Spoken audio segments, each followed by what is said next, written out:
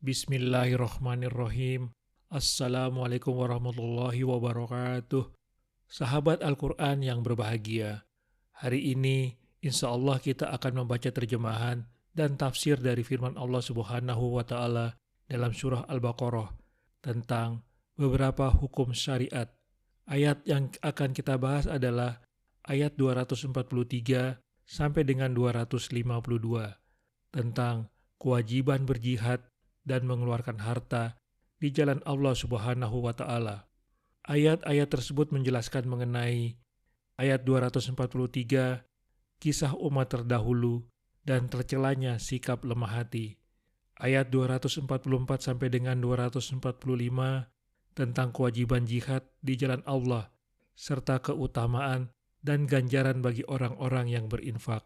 Ayat 246 tentang permohonan Bani Israel kepada salah satu nabi yang diutus kepada mereka agar mengirimkan seorang raja yang akan menjadi pemimpin dalam peperangan dan perihal berpalingnya mereka dari peperangan. Ayat 247 sampai dengan 252 tentang keengganan Bani Israel dipimpin oleh Talut, kelebihan yang diberikan Allah kepada Talut, ujian bagi pasukan Talut, keberhasilan Daud alaihi salam membunuh Jalut, dan kemenangan pasukan mukmin atas pasukan kafir. Mohon dapat mengikutinya sampai selesai.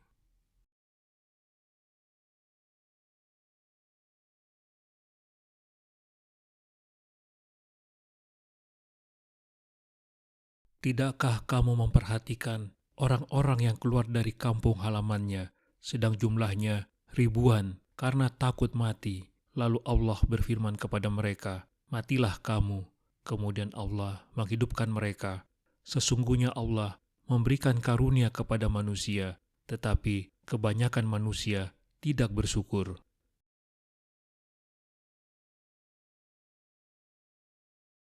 Pada ayat ini, Allah menegaskan bahwa tidak ada seorang pun bisa lari dari takdir Allah.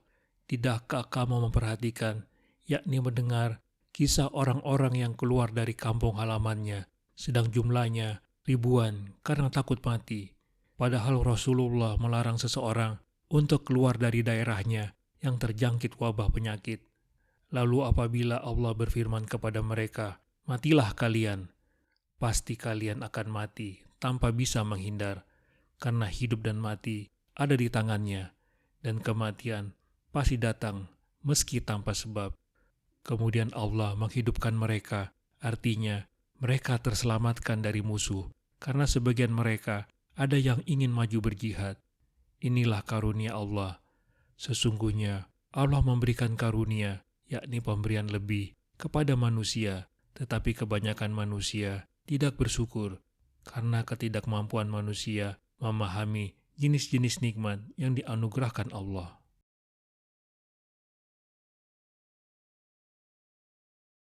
Perhatikan dan ketahuilah, hai Nabi, sebuah kisah yang unik, yaitu kisah tentang suatu kaum yang meninggalkan kampung halaman dan melarikan diri dari medan perang karena takut mati. Mereka berjumlah ribuan orang. Lalu Allah menakdirkan untuk mereka kematian dan kekalahan melawan musuh. Sampai akhirnya, ketika jumlah yang tersisa itu berjuang dengan semangat patriotisme, Allah menghidupkan mereka kembali.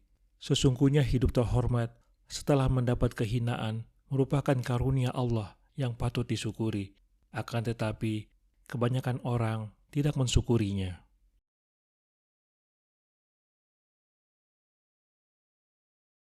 Dan berperanglah kamu di jalan Allah, dan ketahuilah bahwa Allah Maha Mendengar, Maha Mengetahui.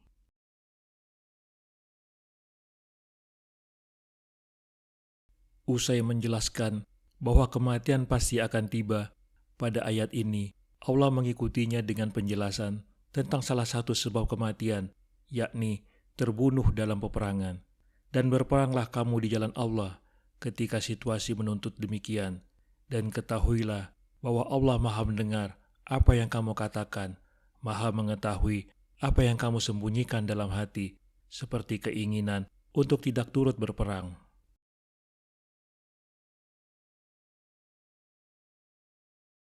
Jika kalian telah mengetahui bahwa tiada guna melarikan diri dari kematian.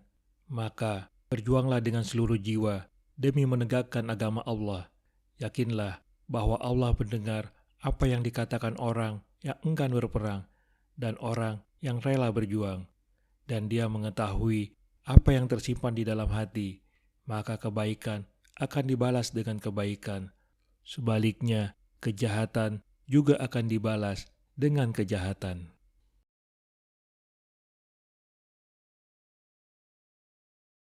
Barang siapa meminjami Allah dengan pinjaman yang baik, maka Allah melipat gandakan ganti kepadanya dengan banyak. Allah menahan dan melampangkan rezeki, dan kepadanya lah kamu dikembalikan.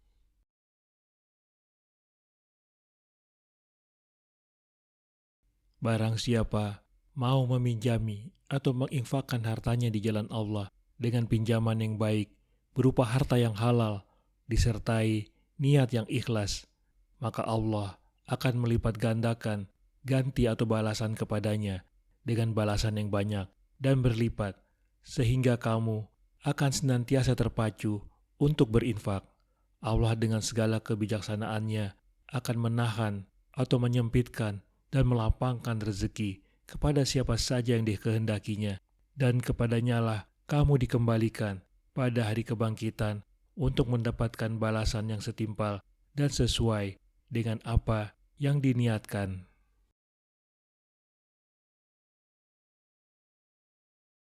Berjuang di jalan Allah memerlukan harta, maka korbankanlah harta kalian. Siapa yang tidak ingin mengorbankan hartanya, sementara Allah telah berjanji akan membalasnya dengan balasan berlipat ganda. Rezeki ada di tangan Allah. Dia bisa mempersempit atau memperluas rezeki seseorang yang dikehendaki sesuai dengan kemaslahatan. Hanya kepadanya lah kalian akan dikembalikan, lalu dibuat perhitungan atas pengorbanan kalian. Meskipun rezeki itu karunia Allah, dan hanya Dialah yang bisa memberi atau menolak, seseorang yang berinfak disebut sebagai pemberi pinjaman kepada Allah. Hal ini berarti sebuah dorongan untuk gemar berinfak dan penegasan atas balasan berlipat ganda yang telah dijanjikan di dunia dan akhirat.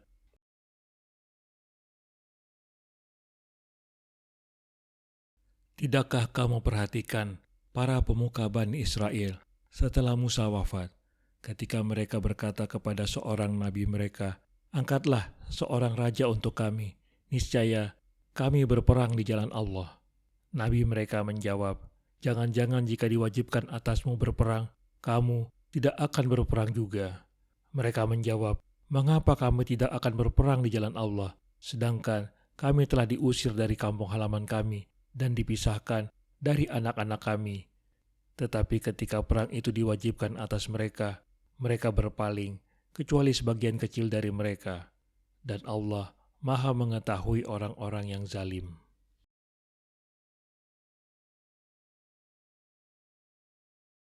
Ketika para sahabat Nabi begitu antusias melaksanakan perintah berjihad, ayat ini memperlihatkan kebalikan dari sikap tersebut yang ditunjukkan oleh Bani Israel. Tidakkah kamu, wahai Nabi Muhammad, perhatikan, yakni mendengar kisah para pemuka Bani Israel setelah Musa wafat, ketika mereka berkata kepada seorang nabi mereka, setelah mereka berselisih paham siapa yang berhak menjadi pemimpin, dengan mengatakan, "Angkatlah seorang raja, yakni pemimpin perang untuk kami, niscaya kami berperang di jalan Allah besertanya." Nabi mereka menjawab, "Jangan-jangan jika diwajibkan atasmu berperang, kamu tidak akan menaatinya untuk berperang juga karena takut mati dan kecintaanmu terhadap dunia." Mereka menjawab, "Mengapa atau bagaimana mungkin kami tidak akan berperang di jalan Allah, sedangkan kami telah diusir dari kampung halaman kami dan dipisahkan dari anak-anak kami karena mereka ditahan." Tetapi ketika perang itu benar-benar diwajibkan atas mereka karena permintaan mereka sendiri, justru mereka berpaling dengan segera karena merasa ngeri dan takut, kecuali sebagian kecil dari mereka yang masih konsisten. Dan Allah Maha mengetahui bahwa mereka adalah orang-orang yang zalim dengan meminta suatu kewajiban yang kemudian mereka sendiri melanggarnya.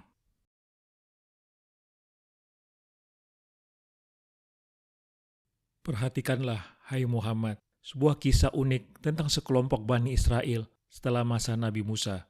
Kepada Nabi mereka saat itu, mereka meminta agar diberi seorang penguasa yang diharapkan dapat mempersatukan mereka serta memimpin mereka dalam menegakkan agama Allah dan mengembalikan kejayaan mereka.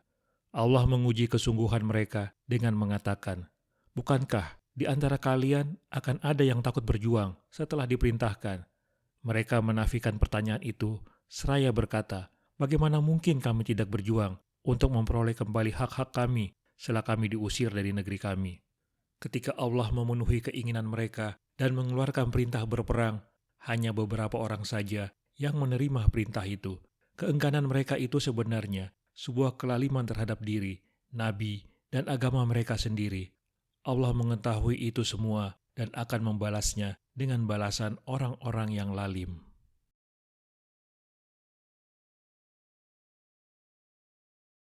Dan nabi mereka berkata kepada mereka, "Sesungguhnya Allah telah mengangkat Talut menjadi rajamu." Mereka menjawab, "Bagaimana Talut memperoleh kerajaan atas kami, sedangkan kami lebih berhak atas kerajaan itu daripadanya, dan dia tidak diberi kekayaan yang banyak?" Nabi menjawab, "Allah telah memilihnya menjadi raja kamu dan memberikan kelebihan ilmu dan fisik. Allah memberikan kerajaannya kepada siapa yang dia kehendaki, dan Allah Maha Luas, Maha Mengetahui."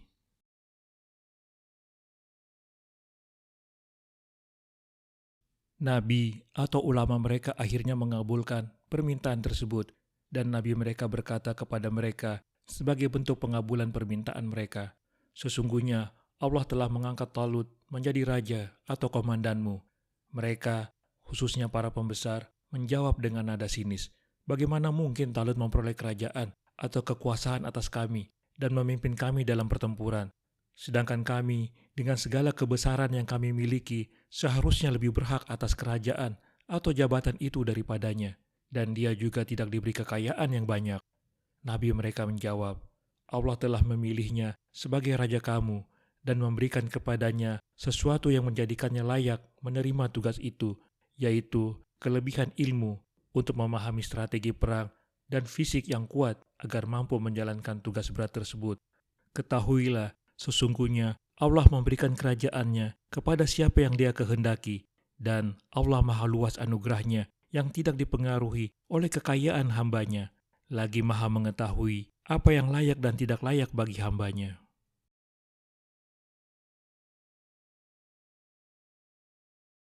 Nabi mereka berkata, "Allah telah mengabulkan permintaan kalian dengan memilih Talut sebagai penguasa." Pemuka-pemuka mereka menolak pilihan Allah itu dengan mengatakan, "Bagaimana ia akan memerintah kami, sedangkan kami lebih berhak? Talut bukan keturunan orang berada dan tidak punya kekayaan."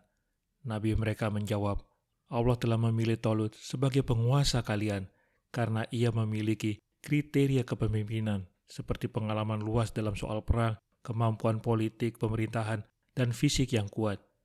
Kekuasaan berada di tangan Allah, diberikan kepada siapa saja yang dikehendaki, tanpa memandang keturunan dan kekayaan.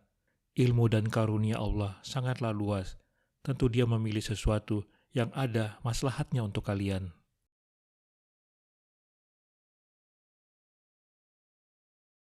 Dan nabi mereka berkata kepada mereka, "Sesungguhnya tanda kerajaannya ialah datangnya tabut kepadamu, yang di dalamnya terdapat ketenangan dari Tuhanmu, dan sisa peninggalan keluarga Musa dan keluarga Harun yang dibawa oleh malaikat.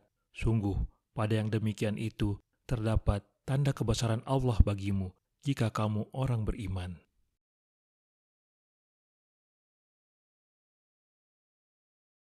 Dan nabi mereka berkata kepada mereka, "Sesungguhnya tanda atau bukti kerajaannya, yakni kelayakannya untuk mengemban tugas tersebut, ialah datangnya tabut, yaitu tempat untuk menyimpan Taurat kepadamu, yang sebelumnya berada di Palestina, yang di dalamnya terdapat sesuatu yang bisa memberi kamu ketenangan dari Tuhanmu, dan sisa peninggalan keluarga Musa dan keluarga Harun, yang dibawa oleh malaikat, yang hakikatnya hanya diketahui oleh Allah. Sungguh, pada yang demikian itu, yakni peristiwa besar tersebut, terdapat tanda kebesaran Allah bagimu, yang bisa membawamu kepada ketaatan dan kerelaan, jika kamu benar-benar orang beriman. Seorang pemimpin harus memenuhi beberapa kriteria, di antaranya cerdas atau menguasai masalah dan mampu melaksanakan tugas. Untuk membuktikan kelayakannya, maka harus dia lakukan uji kelayakan.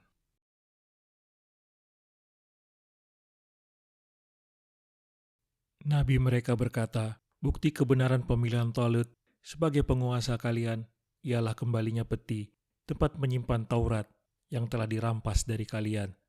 Peti itu dibawa oleh malaikat. Di situ terdapat sebagian peninggalan keluarga Musa dan keluarga Harun yang datang setelahnya.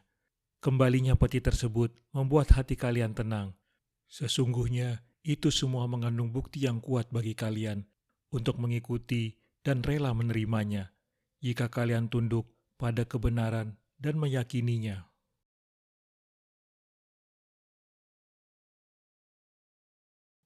Maka ketika Talut membawa bala tentaranya, dia berkata, Allah akan menguji kamu dengan sebuah sungai. Maka barang siapa meminum airnya, dia bukanlah pengikutku. Dan barang siapa tidak meminumnya, maka dia adalah pengikutku, kecuali menciduk seciduk dengan tangan. Tetapi mereka meminumnya, kecuali sebagian kecil di antara mereka. Ketika dia, Talut dan orang-orang yang beriman bersamanya menyeberangi sungai itu, mereka berkata, kami tidak kuat lagi pada hari ini melawan Jalut dan para tentaranya. Mereka yang meyakini bahwa mereka akan menemui Allah berkata, betapa banyak kelompok kecil mengalahkan kelompok besar dengan izin Allah. Dan Allah beserta orang-orang yang sabar.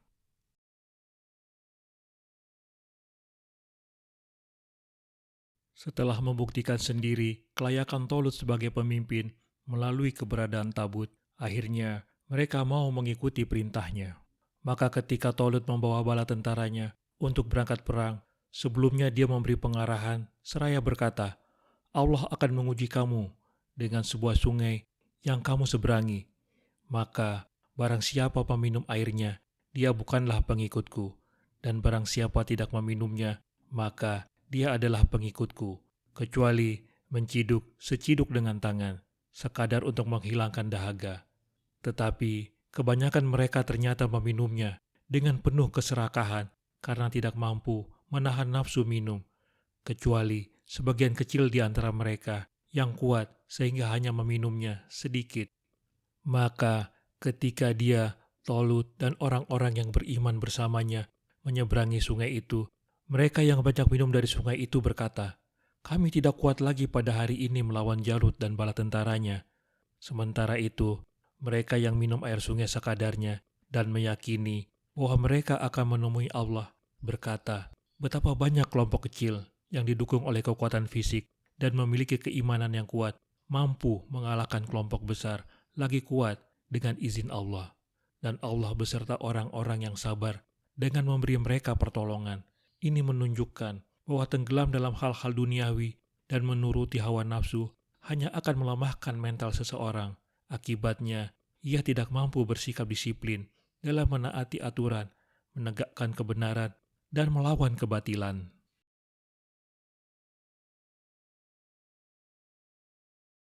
Ketika keluar bersama mereka, Talut berkata, sesungguhnya Allah menguji kalian dengan sebuah sungai di jalan yang akan kalian lalui. Janganlah kalian meminum dari sungai itu, kecuali seciduk tangan saja. Yang meminum lebih dari itu bukan termasuk tentara dan kelompok kita, karena ia telah melanggar ketentuan Allah. Yang menemaniku hanyalah orang yang minum tidak lebih dari seciduk air. Mereka tidak tahan uji, lalu meminum air sungai berkali-kali, kecuali sebagian kecil mereka saja. Kelompok kecil yang tahan uji itu berangkat menemani Talut menyeberangi sungai. Ketika melihat musuh dalam jumlah besar, mereka berkata, kita tidak akan bisa mengalahkan Jalut saat ini, karena jumlah mereka banyak dan jumlah kita sedikit. Sebagian mereka yang telah diteguhkan hatinya karena hanya berharap pahala dari Allah di hari kelak berkata, jangan takut, betapa banyak kelompok kecil yang beriman mampu mengalahkan kelompok besar yang kafir. Bersabarlah, sesungguhnya pertolongan Allah akan diberikan kepada orang-orang yang sabar.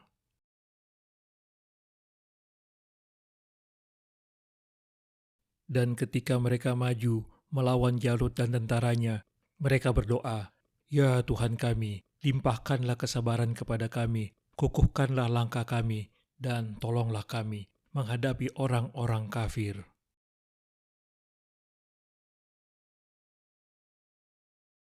Dan ketika saat yang mencekam semakin dekat, mereka, yakni kelompok kecil namun didukung keimanan yang kuat, terus maju untuk melawan Jalut dan tentaranya. Meski mereka tahu benar, kekuatan mereka tidak sebanding dengan kekuatan tentara Jalut. Untuk menguatkan mental, mereka berdoa, "Ya Tuhan kami, limpahkanlah kesabaran kepada kami untuk menghadapi situasi yang berat ini. Kukuhkan langkah kami di medan perang ini, dan tolonglah kami untuk menghadapi dan mengalahkan orang-orang kafir." Cerita ini memberi kita beberapa pelajaran dalam menghadapi situasi yang berat dan sulit. Pertama, berani menghadapi dengan penuh kesabaran. Kedua, mempersiapkan apa saja yang memungkinkan untuk memantapkan langkah. Ketiga, berdoa untuk menguatkan mental.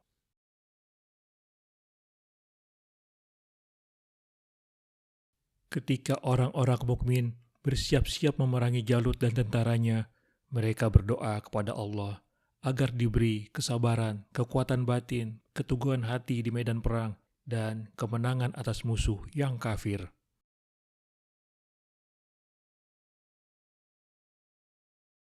Maka mereka mengalahkannya dengan izin Allah, dan Daud membunuh Jalut. Kemudian Allah memberinya Daud kerajaan dan hikmah, dan mengajarinya apa yang dia kehendaki. Dan kalau Allah tidak melindungi sebagian manusia dengan sebagian yang lain, niscaya rusaklah bumi ini. Tetapi Allah mempunyai karunia yang dilimpahkannya atas seluruh alam.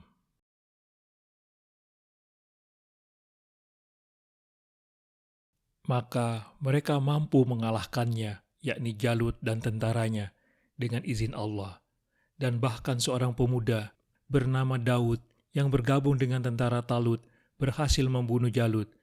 Kemudian Allah memberinya Daud dua anugerah yang belum pernah diberikan kepada rasul-rasul sebelumnya, yaitu kerajaan dan hikmah, agar bisa membawa maslahat dan mengajarinya apa yang dia kehendaki, seperti membuat baju besi dan memahami bahasa burung. Dan kalau Allah tidak melindungi melalui kekuasaan dan kehendaknya kepada sebagian manusia dengan memunculkan kekuatan penyeimbang bagi sebagian yang lain, niscaya rusaklah bumi ini, karena mereka akan bertindak semena-mena dan menindas yang lemah. Tetapi Allah mempunyai karunia yang dilimpahkannya atas seluruh alam, yakni apabila kezaliman merajalela, Allah akan memunculkan kekuatan yang mengimbanginya.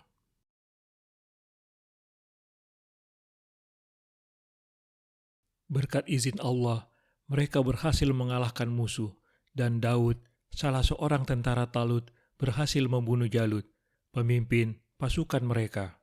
Allah telah memberikan Daud kekuasaan, kenabian, dan ilmu yang bermanfaat, serta mengajarkan apa saja kepadanya.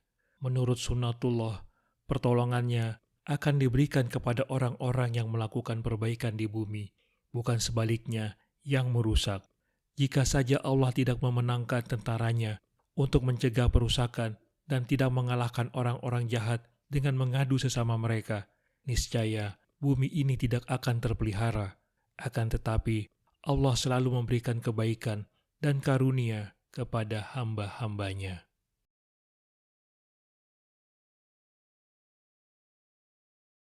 Itulah ayat-ayat Allah kami bacakan kepadamu dengan benar, dan engkau, Muhammad, adalah benar-benar seorang Rasul.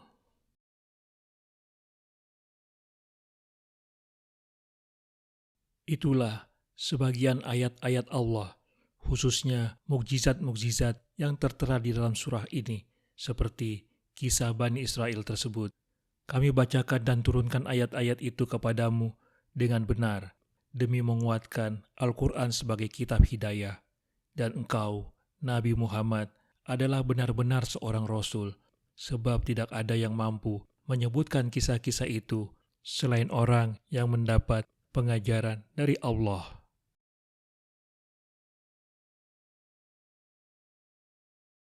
Kisah tersebut merupakan sebagian pelajaran yang kami ceritakan kepadamu dengan sebenarnya, agar menjadi teladan dan bukti kebenaran risalahmu. Kamu kemudian mengerti bahwa kami akan menolongmu sama seperti para rasul sebelummu.